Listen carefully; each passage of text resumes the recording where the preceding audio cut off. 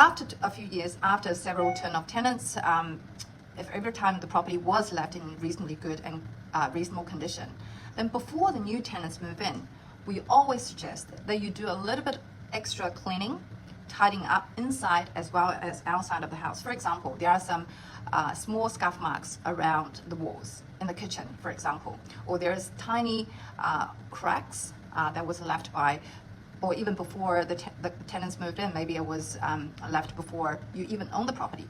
Small things like this, they seem insignificant, but it does kind of set the tone for the new residents, for the new tenants. They think, oh, okay, the scuff mark, there are some scuff mark here and there, they're not bad, but to them it's not a perfect kind of perfectly clean and white wall space.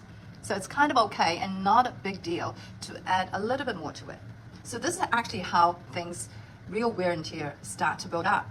After 3 or 4 tenancies, the property will be very, very different, because every time the reasonably wear and tear condition was accepted, because there's nothing you can do by law. But practically speaking, as a landlord, between tenancies, it's always a good practice to reduce the wear and tear on the property, to not only prepare to welcome the new tenants, but also send them a message that the property I give you is of a certain standard, that it is not okay to leave excessive wear and tear marks or scuff marks or cracks here and damages there, because the property condition I give you is always way above the standard reasonably clean and tidy condition. So it's a very different mindset.